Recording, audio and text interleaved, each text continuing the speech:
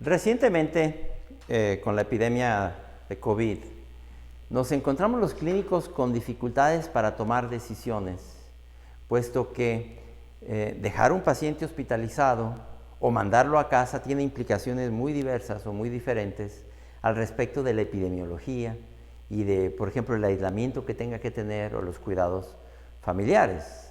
Entonces, la probabilidad de que una persona tenga COVID o no la tenga depende del espacio y del tiempo, porque en estos momentos vamos a poner el ejemplo de Ciudad de México, donde, digamos, en los momentos en que estamos haciendo este video, hay una alta incidencia de COVID. Y yo, digamos, puedo tener experiencia en un consultorio o en un servicio de urgencias o en un triaje, de cuánta de la gente que está llegando tiene realmente COVID o no lo tiene. Entonces, como clínico, para mí son muy importantes las manifestaciones. No es lo mismo que tenga fiebre a que no la tenga. Yo he visto un buen número de personas que tienen algunas manifestaciones que pudieran ser compatibles, pero que no es COVID. Y que dentro del cuadro de angustia generalizada que se está viviendo, está llegando gente a la consulta porque tiene malestar inespecífico. Tiene molestias como dolor de garganta o ya siente que tiene tos, ve demasiada televisión a veces, ve demasiados noticieros, lleva demasiado la cuenta de los enfermos y de los muertos, y hay mucha gente que se está psicotizando y está sintiendo que tiene una enfermedad que la verdad es que no tiene, pero es que hay gente que sí lo tiene.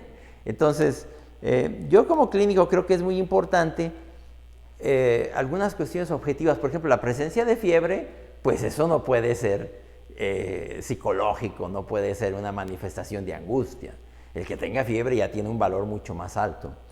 En las condiciones actuales, por ejemplo, en la experiencia de los que están trabajando en las áreas de triaje, saben que el que llega con fiebre y tos y alguna otra manifestación como dolor de cuerpo, no se diga si ya tiene algún problema de saturación de oxígeno, pero ese tiene la probabilidad muy alta de tener COVID en estas circunstancias. ¿Qué tan alta? Bueno, si ya llegó a consulta. Primero, si vamos a analizar esto desde un punto de vista bayesiano, recuerden que la probabilidad, antes de cualquier prueba, depende mucho de las circunstancias, del espacio, del tiempo, de las manifestaciones clínicas.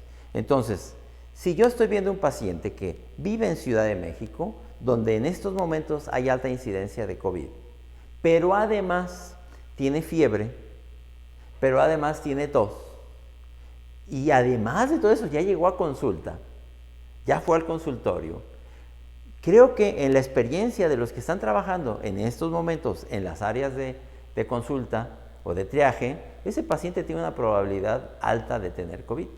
Yo diría de alrededor de 80%. ¿Necesitamos una prueba de diagnóstico para decir que tiene COVID? Recuerden que hay para esto una barra de decisiones que se ha tratado en otros videos. En la barra de decisiones hay una zona de 0 a 20% de probabilidades que nos dice no, no es, no hagas nada de lo que, desde el punto de vista terapéutico, y en este caso, desde una decisión epidemiológica, por ejemplo, de aislar al paciente. Si tienes un área entre 20 y 80%, si cae en esto en la toma de decisiones, lo que te dice la barra de decisiones es, hay incertidumbre, haz algo más, haz alguna prueba de diagnóstico o toma decisiones desde un punto de vista de pruebas o clínicas para que salgas de esa zona de indecisión, que puede ser a veces inclusive pues ver cómo va y tomar algunas decisiones temporales. Y hay finalmente esta que es la que se llama la zona de tratamiento o de decisión terapéutica. Otra vez, si el paciente ya tiene más de 80% de probabilidades, la verdad que desde un punto de vista clínico, en ese caso ya no necesitarías una prueba de diagnóstico.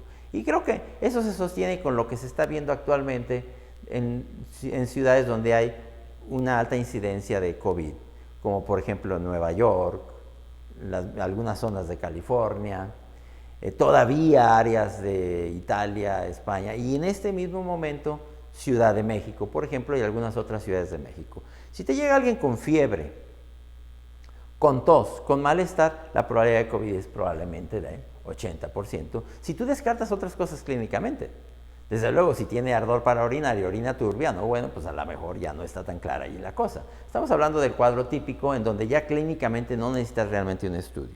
Ahora, vamos a considerar que tú estás en esta zona de incertidumbre, de duda. Pues entonces puedes solicitar una prueba. Y puedes solicitar una prueba, por ejemplo, una prueba de PCR o reacción en cadena de polimerasa del de tiempo real.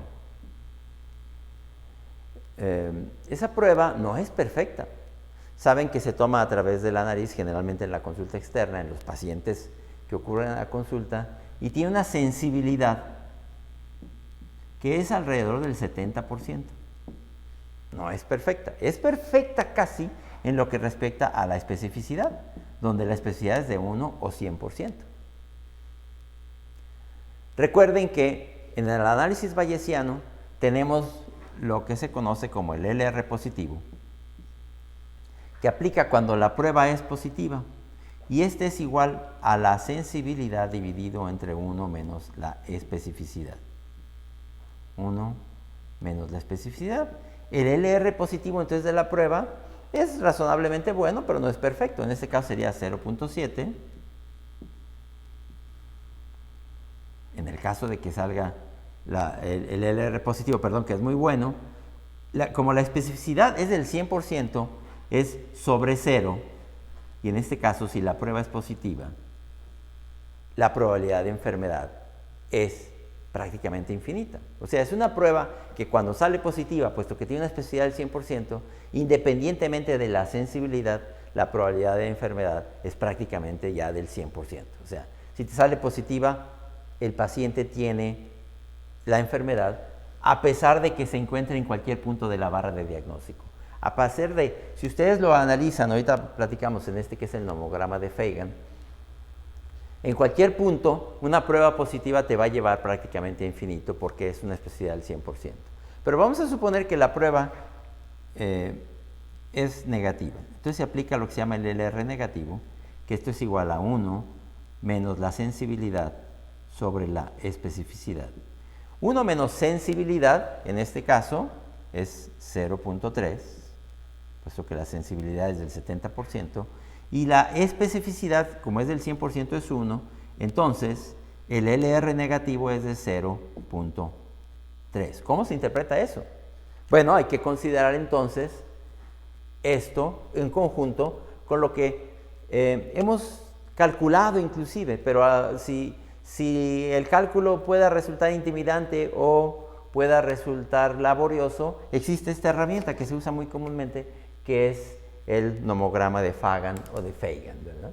El nomograma de Fagan o de Fagan te dice que hay una probabilidad pretest, preprueba, aquí aquí vamos del 0.1 al 100%, este sería el LR positivo o negativo, y esta es la probabilidad post-prueba. Tenemos entonces un paciente, vamos a ver, digamos, el primer paciente, el que tenemos en 80%. Este paciente en 80% la verdad es que ya no necesita una prueba de diagnóstico.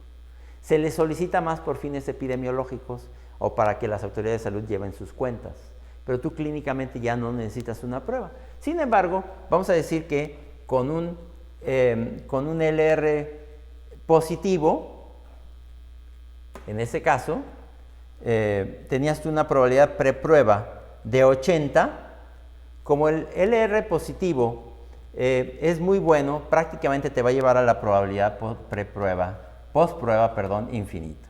Ese no es el caso, porque nosotros podemos tener, insisto, probabilidades arriba del 80% y desde un punto de vista clínico ya la prueba no te sirve de mucho, ya tienes un diagnóstico, por lo menos en el caso que estamos mencionando. La prueba sería de más utilidad en el caso de los pacientes en los que tienes duda.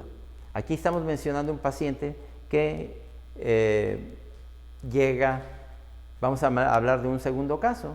El segundo caso es de una persona que llega con un cuadro no tan característico. En medio de esa circunstancia de una alta incidencia, de alta prevalencia también, pero el cuadro no es tan característico. Le duele la garganta, se siente cansado, cansada, tiene un poco de tos y tú no estás tan segura, tan seguro de que lo tenga o no lo tenga, porque perfectamente puede estar angustiado. Pero es que también lo puede tener. Sabemos que hay inclusive personas asintomáticas. Y tú dices, bueno, de acuerdo con la experiencia que estamos teniendo aquí en el triaje, las personas que llegan con un cuadro compatible pero sin fiebre, tienen una probabilidad preprueba, digamos, del 40%. ¿Qué vas a hacer? ¿Lo vas a mandar? ¿Le vas a decir que se aísle? ¿Lo vas a separar de la familia? La verdad es que estás aquí, estás en una zona de incertidumbre.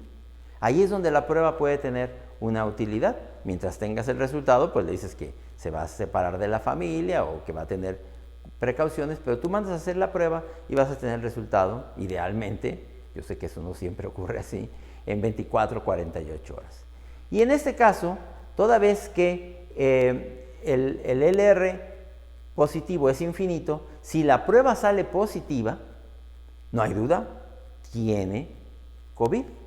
Porque ya decíamos, como el LR es infinito, el LR positivo, independientemente de la probabilidad preprueba, la probabilidad postprueba es infinita.